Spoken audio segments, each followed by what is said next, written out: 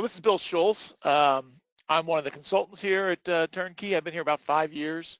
We're going to talk today about Management Reporter and using unit accounts, statistical accounts on your Management Reporter reports. A lot of people, I've had a couple clients just recently ask about doing that very thing, and a lot of people don't realize that they can reference unit accounts just like they do financial accounts right in Management Reporter. So we'll walk through this. Unit accounts are statistical accounts in Great Plains, and so you can track things like head count, FTE. I used to work for a company that had retail stores around the country. We have about 170 retail stores, and we would count doors. We'd call something called a door. So if we had a store in a town, there was one door. If we had 2 or 3 locations, we'd have 2 or 3 doors in that town. And so we would count doors. And so you could then accumulate by region and by territory and the whole company, and you could see how many doors for each area you were looking at. And then you could do comparative data. You could compare what's the revenue per door for this market versus that market, or versus my company as a whole, and kind of stack rank then your regions, that kind of thing. So you can do a lot of very dynamic things using unit accounts in your Great Plains, your Management Reporter reporting. So we're going to look at unit accounts in GP. We'll actually look at the accounts themselves and how do you set them up, and they're just a little bit different than financial accounts. We'll look at a review completed report that's already got unit accounts on it, so you can see where we're heading. So we'll look at that that report. We'll build the new report with the new data, and it's surprisingly easy to actually put the formulas in the Management Reporter and create the calculations. And then we're going to do one little trick with the Management Reporter data, where we're going to change a particular cell value and how we get to a calculation. So when we get there, we'll look at that. Okay. So first of all, unit accounts in GP. Unit accounts are, you use a monthly journal entry to populate them just like you do financial accounts. And so you do a journal entry to debit head count. We're going to talk about head count today, so you debit head count. I've got 5 people in accounting. I've got 7 people in marketing. I've got 8 people in sales. So you do a journal entry to debit that unit account for each location. If you want to reduce your balance, you can do a credit entry. The weird thing about them is they're not balanced entries. You don't have a debit and a credit. You just have a debit, or you just have a credit. There's no offset to that. Okay, so you use monthly journal entries to populate them. You can include budgets. So you can use budgeting with these. So you can budget for so many people in each department, and then you can do comparisons to budget, just like you do with your financial data. And then, like we talked about, you can place all that data on your MR reports. So let's go look at GP. Of course it has. Reconnecting. We're having trouble with my system not connecting to GP. For those of you on the phone. And they can't see it either. You can't see it, but I don't have a connection to GP. For some reason, I've lost it. Let's see. Let's do this. Let's take the Wi-Fi out. I had it connected. I mean, take the wire out. I had it connected on Wi-Fi earlier.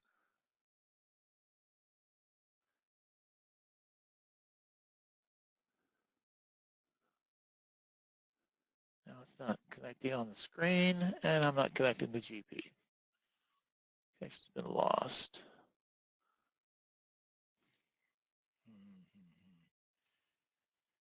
All right, bear with me for a minute. I will try to reconnect.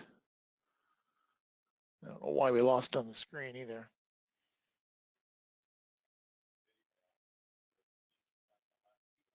I've got a hotkey right here.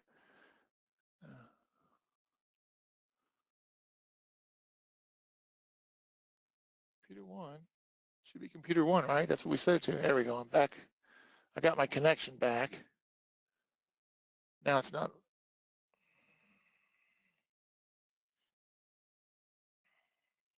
Can't change display topology during a remote connection.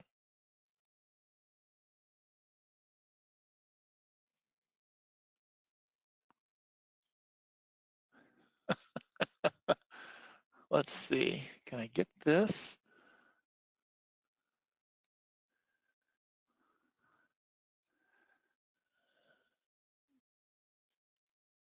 Extend, duplicate.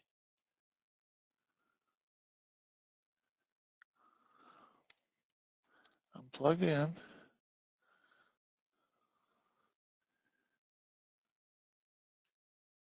It's not wireless. All right, that's back up now. So that's up.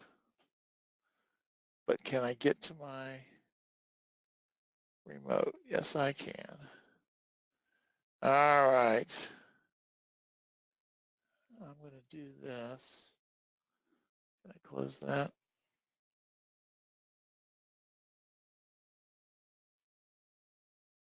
I'll make that go away. Come on. There we go. All right. So in GP, in Microsoft GP, here I'm going to go to Financial. So we're going to look at unit accounts and how you set them up. I'll go to, normally your financial accounts, you'd go to account, create a new account number, assign a category and all that kind of thing. I'm going to just set that aside for a second. But where we're going to go to for unit accounts is a couple selections down. There's unit account. Create there. We'll open that. And what I want to show is just that the setup is pretty similar, right? It's the same account format where you have in the financial accounts, you have a department, you have a natural account, you have a territory or whatever it is. You have the same segments available to you with the unit accounts, okay? One difference is that where you have categories for financial accounts, you don't have categories for unit accounts. So when we get ready to put it on an MR, we'll have to reference the individual account. We can't put them on there as using category values. Today we're going to look at head count, and so I'm going to go find that employee count. This account 100-9020-00. So employee count administration, and you'll notice that if I open this up, you'll notice there's an account for administration, accounting, sales, service installation, consulting, and purchasing. So I've got all those different departments that I'll be putting headcount totals into. And I've already done the journal entry, so we'll look at, I've got my data in 2024. So you can see in this particular department, administration, I've got 3 employees, and I made a 3 journal entry each month to populate that account. And so you can see as you, it's going to 2027. You can, as you go through, you can see the different departments and the totals that have been populated for those.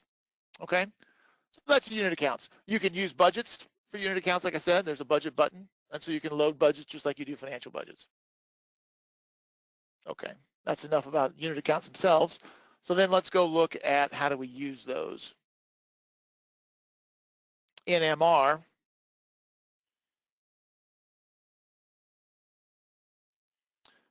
I've got an income statement that I've created,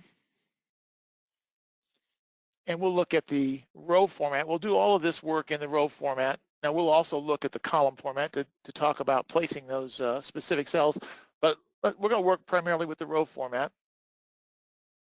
And you can see this is just a normal income statement. It's revenue and expense, and if I can get to the slider, there it is. Takes it down to net income. Okay, let's see if I can resize this to fit a little better. All right, yeah, it's okay. All right, so here we go. This is our P&L. So what I'm going to do first, I want to look at the report the way it currently looks. So here we are. This is the way the report is going to look when we get done. Here's what we're trying to accomplish, okay? Here's my P&L. I will kind of shrink it down so we can get as much on there as big as we can see it. It's a typical P&L, but at the bottom, I've added the number of employees and an operating cost per employee calculation. So you can see why I had 3 employees in accounting and 6 in sales and all those. They all add up to 37 for the month of January. In February, we had 1 more, so we had 38. And so each month, I've got that number on there. And we're doing some math here to divide operating expense, which in this case is $824,000, divided by 37 employees, so it's $22,000 per employee for the month. Likewise, for the next month, February comes along as $33,000 expense, 38 employees, so it's about $870 per employee for the month. Okay. The beauty of this is once we've deployed this, it rolls with our trees, and so you can look at administration, for example, and you can see that we've got, I think it's 3 employees in administration, and so it does the math for 3 employees for that department. So your trees are fully interactive with this calculation. I've got the calculation on here twice, so you can see that the data for the monthly totals are the same. When we get out to the year-to-date total, I've got a little bit of a difference. Let's go back to the main top level screen. Okay, so for the year-to-date, you can see that total number of employees, that's a sum of all the monthly amounts. So it's just an arithmetic sum. So if you add 37, 38, 39, 38 all the way across, you get 474 for the year. So then when you do the math of $1,221,000 of operating expense divided by 474, you get $2,500 per employee per month. That's what that's telling you. It's that much per employee per month. Down here, instead of having the total number of employees, I've got an average. All I've done is average the number of employees for each month. So on an average month, I have about 40 employees this year. When I do that same math, the 1221 divided by 40, I get 30,544, and that 30,000 represents the annual spend per employee. Okay, so you see, it kind of depends on how you want this data to shape up on your financial. What do you want to show? You want to show the average monthly spend or the average annual spend, or you want to show both. Either of those is possible, but it takes some manipulation to get there. The top row, these top 2 rows here are the unmodified GP data. So it brings in the unit account and it sums them naturally, just like it sums net income and it sums revenues and it sums expenses for the year. That year-to-date total works with the unit accounts just like it does with all the other financial accounts. But to do this 40-person average down here is going to take a little bit of effort. Okay, so that's where we're going. Let's go to the financial. So here we are at the income statement. So the first thing we've got to do, I'm going to make some room so I get this up a little higher on the screen so we're not looking at the bottom of the screen. Okay. So the first thing I'm going to do is I'm going to put on here the unit account itself. So I'm going to say head count. And I'm going to spell it wrong. And there you go. So head count. And this is really easy, just like any other financial account. All I got to do is put the account number in there, 9020. Remember, 9020 was the main account segment that we saw when we were over in the unit account. So I put that in there. It makes a link to the financial dimension. It goes back to GP, and it's going to pull in account 9020 into that row. With that, I've added my unit account just like I do a financial account. So nothing difficult there. I'm going to do operating expense per employee. And this is going to be a calculation, right? I'm going to do some math with this. I'm not going to pull in a financial dimension. I don't have this calculation anywhere in my database, so I do the math. And to do math, when you're doing a total, you can just reference the line numbers that you're totaling up, right? So in net income, you can see it's line 910, which is net operating income, minus line 970, which is income tax and expense, interest expense, to give you net income. Well, with a calculation, you've got to tell it, I'm going to do an at symbol, so it knows this calculation. And then I'm going to say, let's take a look at operating expenses, which is line 760. I'm going to divide that by line 1120. Oh, again, fat fingered it. Okay, and so with that, I've set up my basic financial information. Okay, one other thing I'm going to go ahead and do right now is I want to get the I want to show the head count as an integer on my financial statement rather than having a bunch of decimal places. So I'm going to jump in here. I'm going to numeric.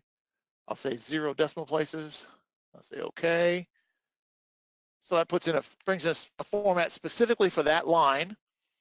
And one other thing I like to do, even though I know in my case I've only got 40 employees, so I'm not going to get to thousands, but I like putting the comma so that when the event my company grows and I do get to thousands, I'll get that comma in my integer.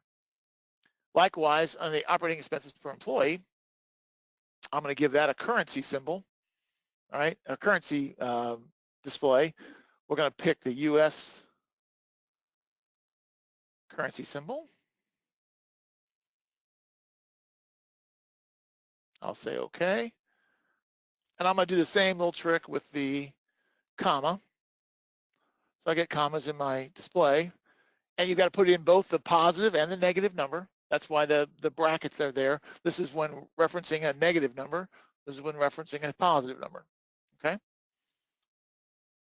And so then let's go look at that. I've already got that data put together. Let's take a look at what that would look like. I'm going to just save us the trouble of running these reports because sometimes they can take a little while. But if I had run that report, here's what we would get.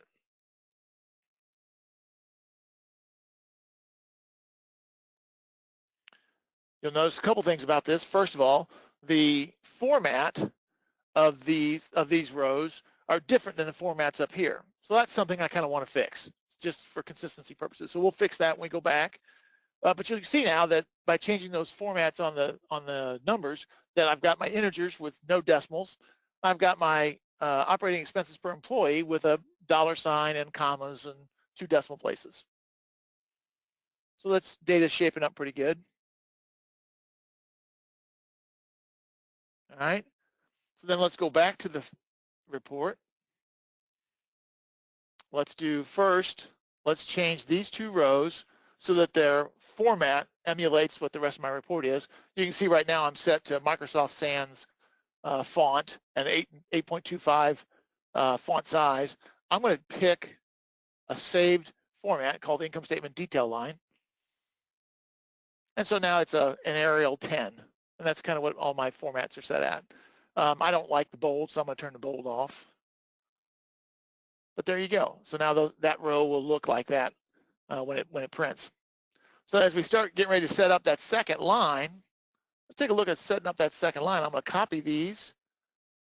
I'm going to paste them just because I'm lazy, because they're going to look pretty much the same thing. But the only thing we're going to do different on this calculation then is we're going to place that average calculation in that last cell. To do that, 2 things. First of all, I'm going to eliminate the financial dimension link, because I'm not going to use that as a source of my data. I'm going to use the data I've already brought in. I'm going to look at row 1120 as my source of data, but I'm going to modify it down here so that it does that average instead of the total on the year-to-date total. It's going to be a calculation, so I'll use cal. And because I'm lazy, I've got Notepad. I've got a note already. I was supposed to be open. I lost that too. There it is. Okay, so here's the formula. We'll go through this. I'm going to just copy this and paste it so that you're not sitting here watching me struggle trying to get my fingers right. But we'll talk about what that does. So to talk about that, let's go look at the column definition for a second. We're not going to change the column definition. I just want to show this to you to explain how I'm doing what I'm doing. So in the column definition, you can see that column A is the description, right? Column B is the January data. Column C is February and March and so forth. You get all the way out to M and N. Column M is December, and N is the year-to-date total, okay? Well, my formula right here, what it's doing is it's setting up each of those columns. So column B, column C, all the way out to column N. And all I'm doing is telling it in the current row, which is row, I think it's 1160 or 1165, the current row, column B needs to be equal to B.1120. Well, B.1120, if we go back to the row definition, B.1120 is the January value of that headcount row. That's 1120. So B.1120 is the January value of that. C.1120 would be the February value of that, and so forth. So all we're doing is we're setting this row 1210 for the current headcount. We're setting row 1210 equal to what the same value is up in 1120 for each of those columns, with the exception of N. And all I've done in N is taken that N.1120 and divided it by 12 to get an average for the year. So it's not difficult to do, but the thing that you need to realize, one of the things you're going to stumble over, or at least I know I have, is that once you place a value in a cell like that, you'll never be able to change, or you won't easily be able to change the column format that you're using with that report.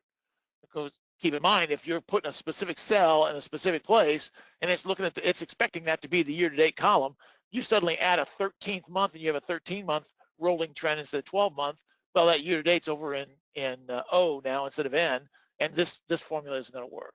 So you just have to be careful that if you make if you do place make placements like this, that you take care when you're changing columns, your column formats. And this only impacts the current row. It doesn't have any impact on other row calculations or any other data connections, anything like that. It's just impacting that one row. It's going to change the way that row sets up. Okay. So now that's I didn't change the format of the numbers. All I did was eliminate the FD link, and I changed it to a calculation. So now if we run this, we'll get the same thing. I'll go ahead and run it this time. Let's see. I got to save this. I'll go ahead and close that. Now we're done with that calculation. I don't need that anymore. Let's go ahead and run this now. I will let it run just to prove that. And you notice I've got to select my tree nodes that I want to include. And if I did it right, it should run the same value that we had earlier, the same report that we had earlier. Here's the one that I believe I already looked at. I'm going to go ahead and close this one.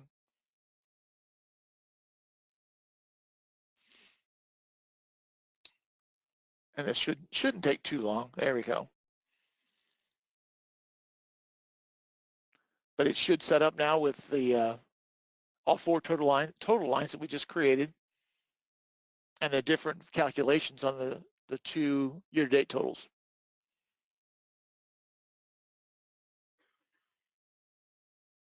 And any day now. All right. So there we go. There's our two different calculations. You can see they're the same throughout the months, but when you get out to the end, it's doing the, oh, it did it wrong. Oh, I forgot a step. All right, so this is just as well. I forgot a step. I changed the calculation on this row, but I didn't change the calculation on the second row, so it's still using the same math when I copied that formula. It's kind of one of the reasons I went ahead and ran it, because I wanted to see if I remembered everything. So I come down here. See, I'm still using that 760 divided by 1120. All I got to do to change that is update that to 1210. Right? Now it'll divide by this math. It'll divide by this line instead of the 1160, 1120, and it'll get the calculation correct. All right? And so then that gets us to, I won't run it again. We'll just look at the final result.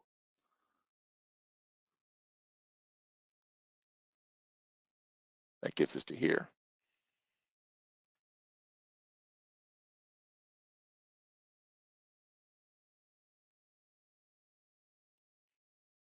Come on. So there you go. With the 474, the 40, and the 30,000 per year totals. Any questions about that? How we set that up? How many people are using unit accounts? Do you use unit accounts in your financials? Several of you are already using them. Have any of you ever used that placement function where you place cells? You can use that in a variety of ways. I've done that to do a bunch of different calculations. When you run, I've got a client that does throughout their P&L, they'll show revenue and then they'll show revenue per and some statistic. They've got several different statistics that they're comparing to. And when you do that kind of calculation, and then you also have variance columns in the middle of your data, so you've got actual budget and variance to budget, and it's on a percentage basis, those percentages won't work. You can't do the math dividing row by row and then dividing difference by difference. It doesn't do that. It does row by row out your percentage variance. And so you have to go in there and place that value in there with the right calculation. So that gets into the whole, how do you structure your priority, your calculation priority? Do you calculate rows first? Do you calculate columns first? Which is the final that dictates? And so being able to place those cells gives you the ability to do that kind of stuff.